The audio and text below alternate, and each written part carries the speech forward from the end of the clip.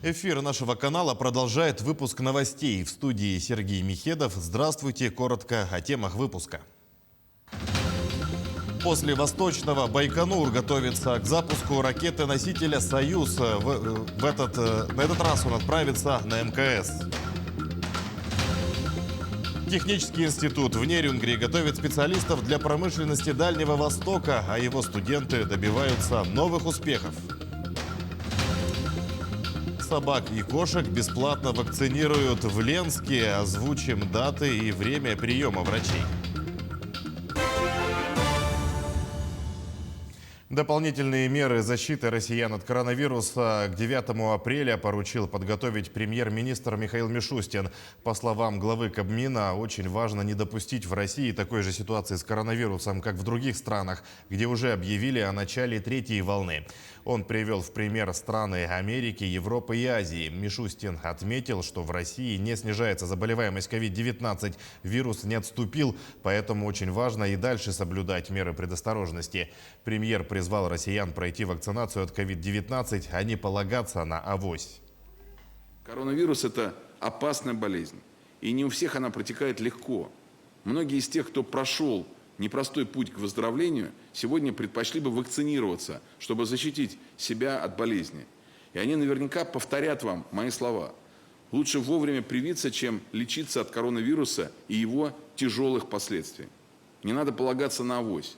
Во всех регионах по поручению президента продолжается добровольная и бесплатная вакцинация. И надо использовать эту возможность. Тем более, что специалисты продолжают ежедневно выявлять около 9 тысяч случаев заболевания. Ракету-носитель «Союз-2-1А» установили на стартовой площадке Байконура перед запуском на Международную космическую станцию.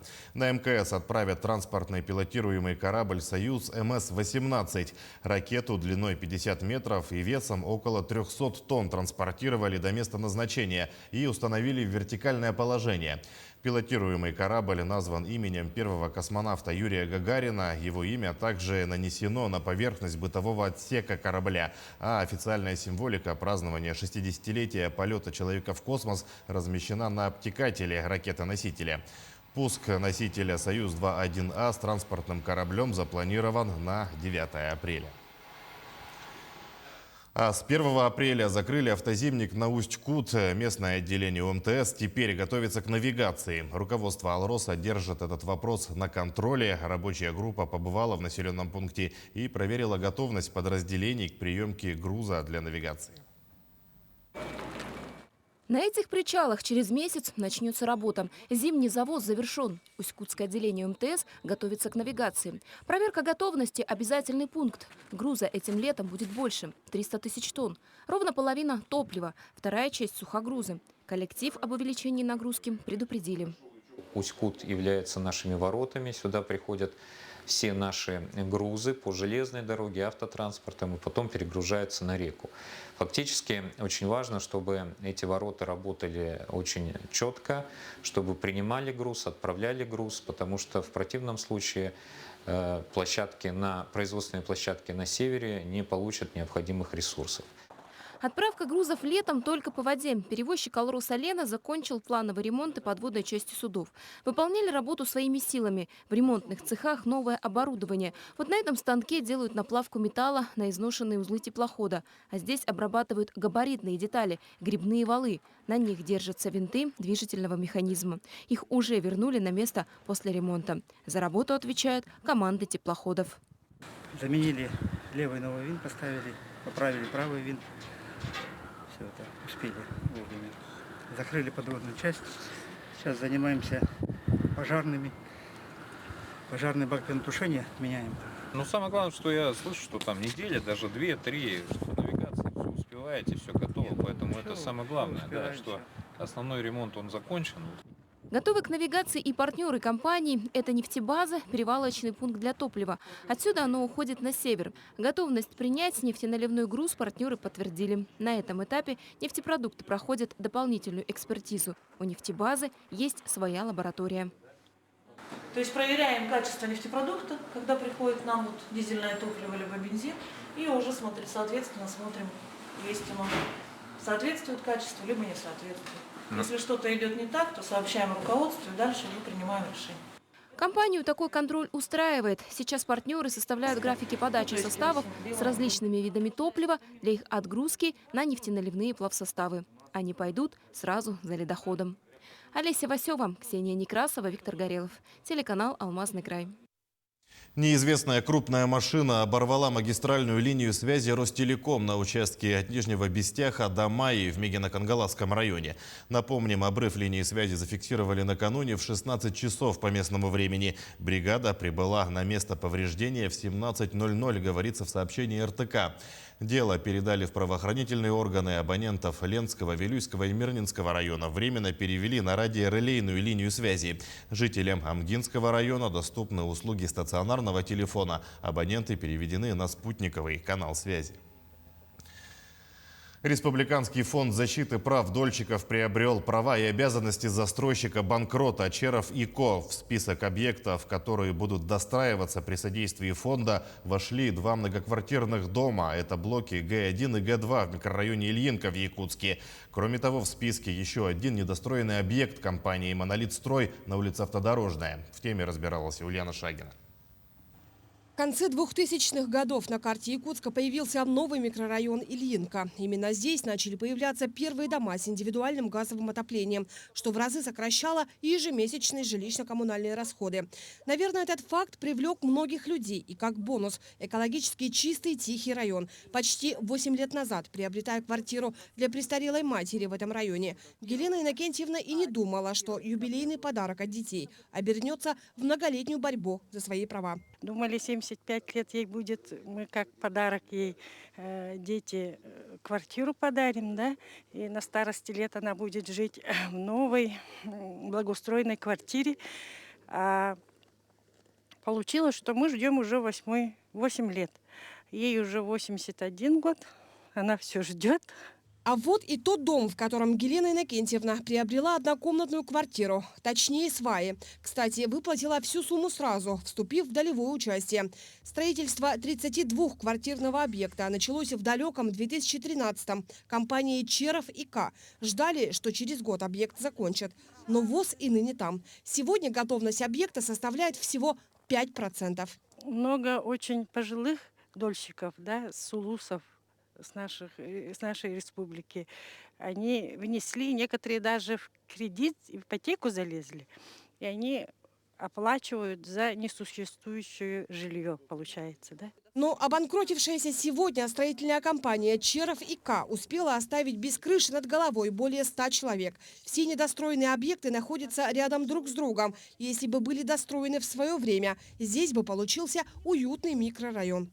В микрорайоне сегодня недостроенными остались всего 4 32-квартирных объекта. По 2 из них уже принято решение о выплате компенсации дольщикам, а оставшиеся 2 объекта переданы на достройку региональному фонду защиты прав дольщиков. Достраиваться будут блоки Г1 и Г2. Срок, установленный законом на достройку, 3 года. Но в фонде заверили, что этот процесс, возможно, будет ускорен. Главное – пройти всю бумажную волокиту, в том числе и обследование фундамента этих заброшенных объектов. После этого будет проведена государственная экспертиза проектно-сметной документации, и уже надеемся, что в начале следующего года мы уже приступим к процедурам отбора, конкурсного отбора подрядчика.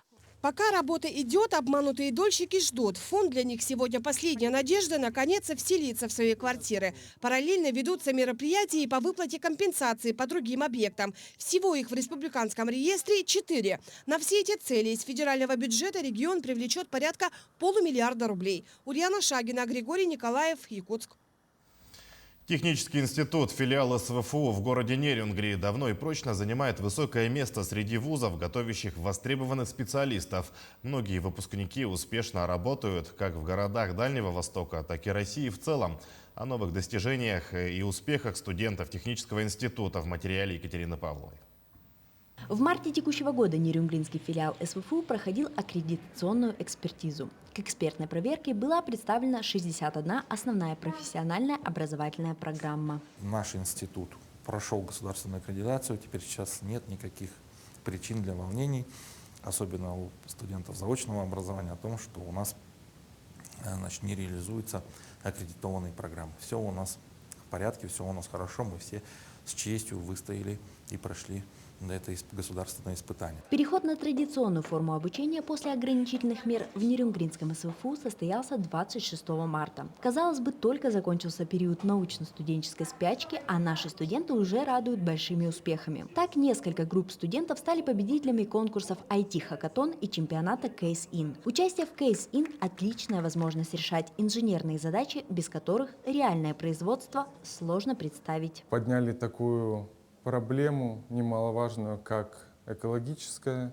то есть сделали упор на переработку вторичных материалов и последующие их переработки в электроэнергию. Победителями кейса направления «Горное дело» чемпионата стала группа из 3 студентов СВФУ.